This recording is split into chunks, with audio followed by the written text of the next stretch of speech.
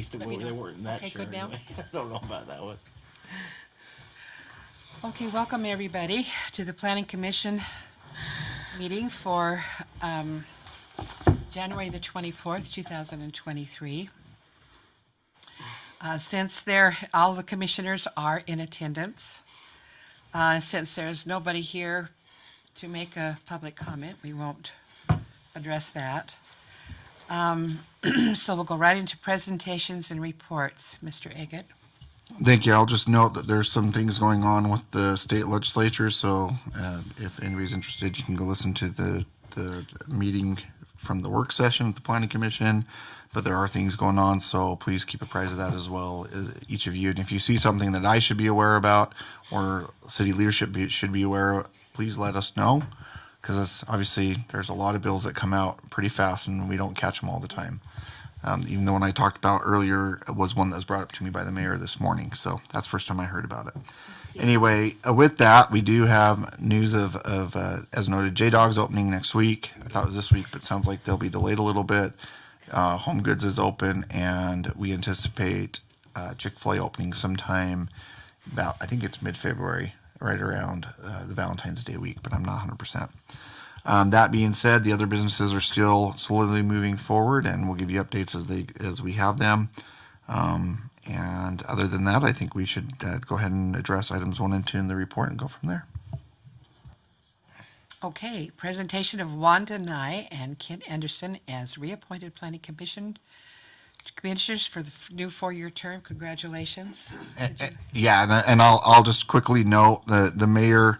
The mayor did do a brief presentation of your names at the city council. He spoke highly, he said you've been a great addition to the planning commission. He appreciated your willingness to continue on, and he thinks you're a great addition, and you get full support from the council. So way to go. We're glad to have you for another 4 years. And hope that you'll continue to contribute greatly to the community and obviously the planning commission. So thank you for your continued volunteering and willingness to be extra special part of our community. And we especially will be exercising some extra effort from Commissioner Anderson on the general plan steering committee. That should start up here very, very soon. You will likely see a draft of that document within the next month or less. So that's going to be starting up pretty hot and heavy for you. So with that, that's all I have to add, unless there's anything else you want to say. Makes me happy too. Makes all of us happy. Also, presentation and introduction of Celeste Noland as appointed planning commissioner to serve a 1-year remainder term. So would you like me to go ahead on this as well, a quick presentation? I certainly would like to. Sure. Please do. I'll do it Thank shortly, you, and Mike. then I'm and then sorry. and I then just expected you to go ahead. I just want to make sure Sorry, I didn't out of issue an decorum. invitation. But then I'll turn it over to Celeste to tell a little bit about herself as well. But again, just to follow up on that, Mayor Mitchell did introduce Celeste to the city council at the meeting last week. She brought her whole family, which they all seem pretty excited about it. So we're excited to have her with us. Mayor spoke very highly of her. How long did you say you lived in the community? 18 years. 18 years? Mm-hmm. Yeah. So she's been here for quite a while, a resident of our community, and he gave a little anecdote. I don't remember the full story. She'll probably remember better than I do of how they kind of came to talk about the planning commission opening. But we're excited to have her. The mayor spoke very highly of her. City council supported the appointment. It'll be the remainder of Rob Wingfield's term, and then obviously we'll be looking at it again this time next year for the full 4-year term. I'm sure you'll do great, and I'm sure he'll recommend that you continue on at that point. So with that, I'm going to turn it over to Celeste, if that's okay, and let her tell maybe a little bit more about herself and go from there. Okay. Yeah, so I'm super excited. The last year or so, I've actually been thinking more about getting more involved in the community. And so when Mayor came to me and asked if I would fill it, then I was excited to say yes. I had been reading a book about how to love where you live. And shared it with Mayor, and he's been reading it and loving it also. So it just has some practical ideas of how to get involved in your community and how to truly come to love where you live. So I have 5 kids, ages 16 to almost 1. And like Mike said, that we've been in the community for 18 years now, almost the entire time we've been married. And we've moved a couple of times, but we've never been able to leave. Riverdale is our home for sure. So we love it here, and I'm excited to be involved. Where exactly do you live? We live off of Parker Drive, tucked in a little cul-de-sac. So Welcome, Celeste. Welcome, Celeste. We're so glad you're here. Okay. Our consideration of the consent items are meeting minutes from January the 10th, 2023. If anyone has a comment, we'd gladly hear it. Otherwise, a motion would be in order. Make a motion, we approve consent items. We have a second. Second? All in favor? Aye. Aye. And that's unanimous. Thank you so very much. Action items. Consideration of conditional use permit request for electronics messaging sign located at approximately 5101 South, 1050 West, as requested by Golden Rule Sign and Good Foundations Academy. Mr. Agate? Thank you. Looks like they're represented by Tom Kohler with the Good Foundation. Is that correct? Are you Tom? Yep, that's what I thought. I think I met you before.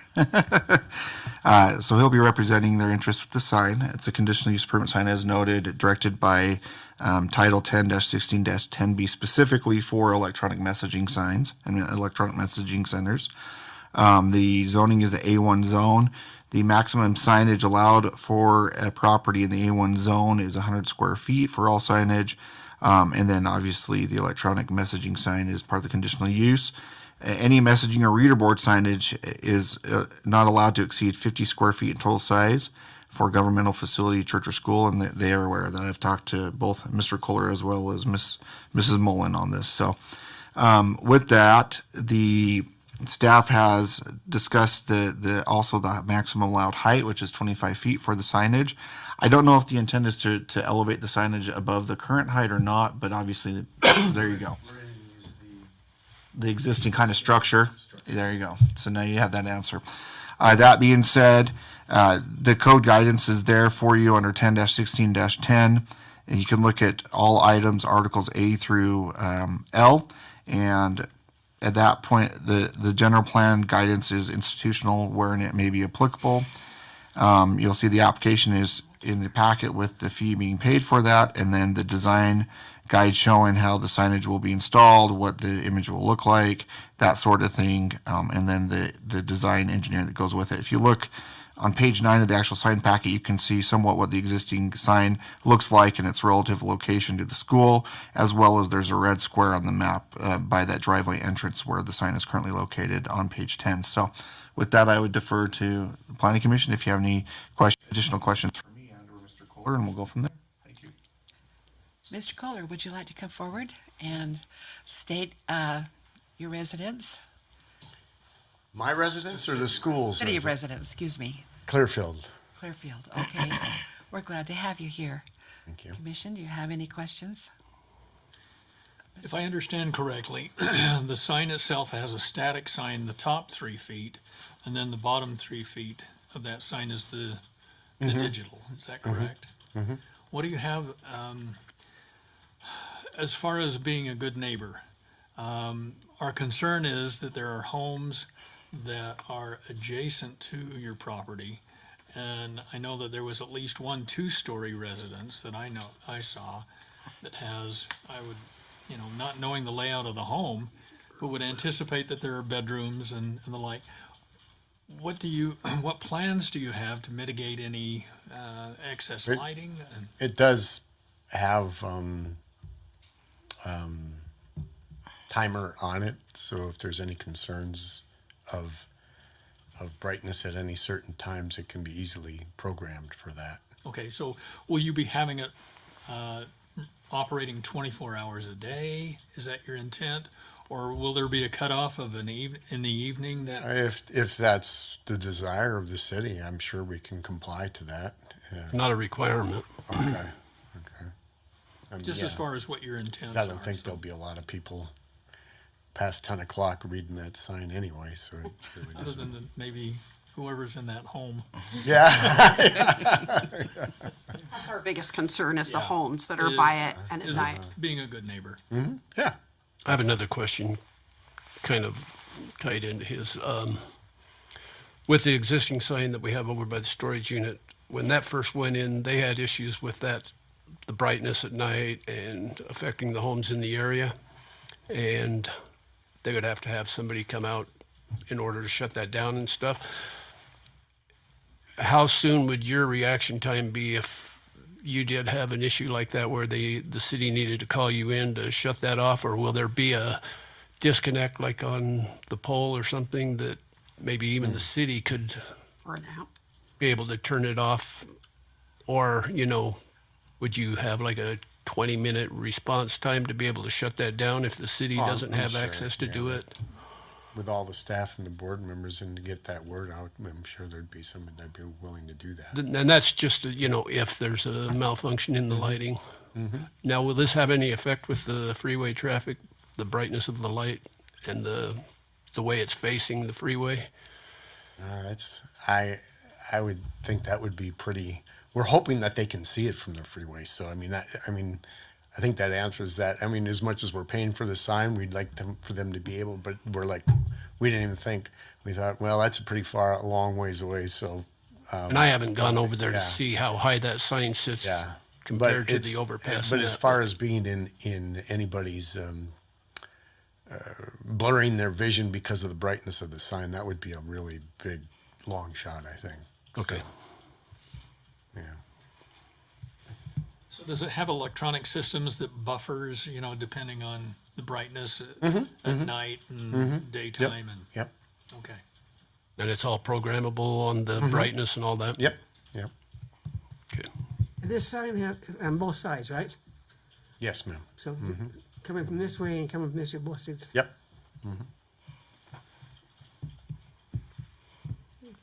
I'd like to make a motion to approve action item 1, consideration of conditional use permit request for electric messaging sign located at approximately 5101 South, 1050 West, as requested by Golden Rule Signs and Good Foundations Academy. I'll second it. Do you want to poll the commission? Let's poll the commission on this one, please. Commissioner Anderson? Yeah, aye. Commissioner Knight? Aye. Commissioner Eskelsen? Aye. Commissioner Spires? Aye. Commissioner Herman? Yes. Commissioner Jones? Aye. Commissioner Nolan? Aye. That has been unanimous. All right. Well, thank you very much. So how soon is this going to be put in place? That's a good question. We're paying them a lot of money to do it. Hopefully it'll be soon. Let's put it this way, with this approval, it should be pretty quick from the city to at least approve the sign permit. Appreciate it. So, Okay. Well, thank you all very much. Thank you. Okay, action item 2, commission voting consideration to select planning commission vice chair member. Mr. Eggett? thank you. Just on this one, as noted in your packet, I always add this whenever we have elections. Under your bylaws, and actually the amended date, I need to update that. There was an amendment we did, so that as amended is not February 3rd, 2004 anymore, so I need to fix that. But that being said, Article 1A under members has the chair and the vice chair. Now typically the elections obviously would be held every 2 years, just out of natural behavior, but in this case obviously it's a succession situation where we have a vice chair that was filling that role and is since no longer on the planning commission, so we do need to fill that role.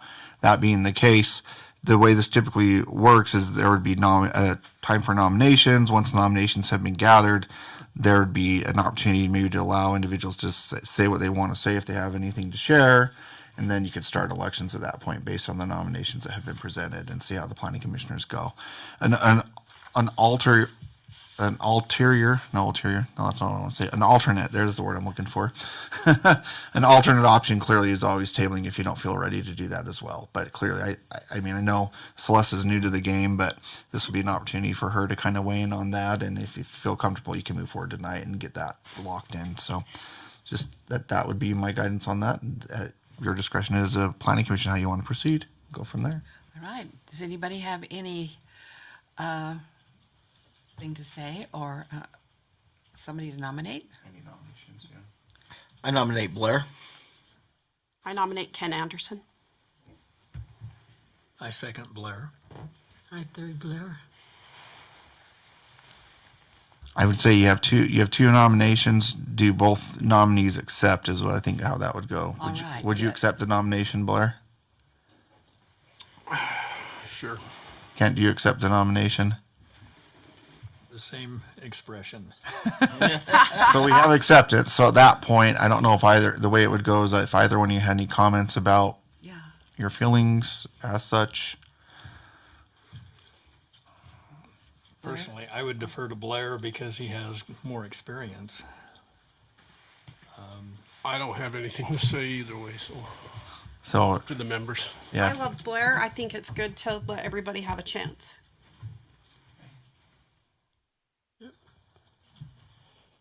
Okay, so what do I do now? you open it for a vote. Okay, I'll open it for a vote. All those in favor of Blair, raise your hand, say aye. Just I would probably just do. I hate to do roll call, but I think that's the best way to do this. Do an individual vote. So Okay, and each just- individual, yeah, just And let them tell Yeah. who that they would like to vote I would for. just go down the maybe. I'm trying to think what the best way to decorum wise it is with Robert's rules. Doesn't happen that often. It doesn't happen that often.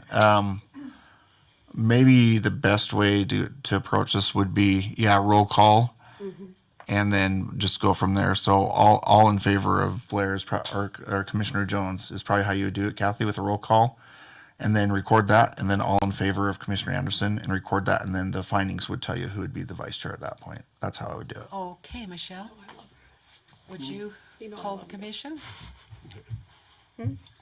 For Blair?